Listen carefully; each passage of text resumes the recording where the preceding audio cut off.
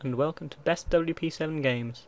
Today we're looking at SpellShip Tactics, a odd little game. We'll see it's a combination of a variety of different genres, but work as far as I can tell of one man, and quite an interesting, ambitious little game. Yeah, as you can see, the game gives you access to a hangar of ships. This expands as you go along, and you may notice that the class there, the class Rook, and here we've got the class of Queen. Every ship that you pick up is analogous to a piece on a chessboard, and this affects the way that they move, as we'll see in a bit. You can also upgrade each ship. Each ship has its own equipment. As you go through the game, you get better variations on the same theme of ships, so they get more powerful, faster, etc. As well as, of course, as I just mentioned, you being able to equip them as you wish.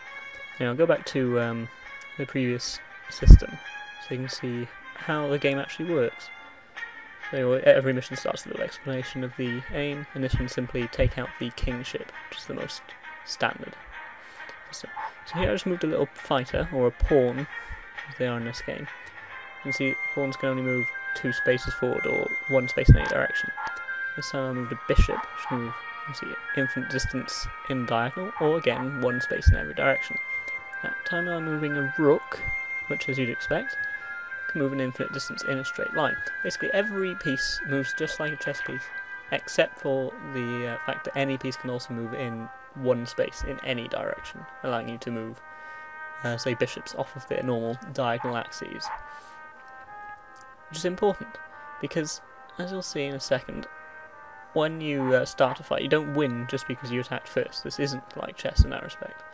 Rather, it goes into a little combat game, and more importantly, anyone who could, who's in line of sight of an enemy, within their normal movement range, will join in. So you can see here, when I click on an enemy, it shows a blue box around my allied queen, and 3 red boxes around the fighters, who are all in contact. So this is going to be 3 fighters against 2 bigger ships. Only the ship that attacks and the ship it is attacking are at risk of being killed. Nothing else can be killed, they can lose up to half their health. So I've chosen to take control of the Queen ship, which, as you can see, is a lot bigger than the fighters, has a lot of different weapon systems, and it's just very tough. You can see its health in the top left corner there. Its shields have barely gone down and are charging already. So I have a radiation aura sort of thing, and torpedoes. You have to tap on the enemy, like that, and then you fire the torpedo and it obviously homes in on it. Aside from that, you just got the cannon, which you can see me firing. Obviously it's just a generic close-range gun.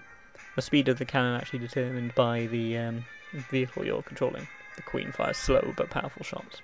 And you can see the battle was over.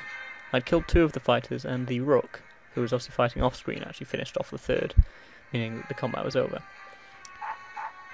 Now, just like chess, you take out the king, and generally it means the end of the level.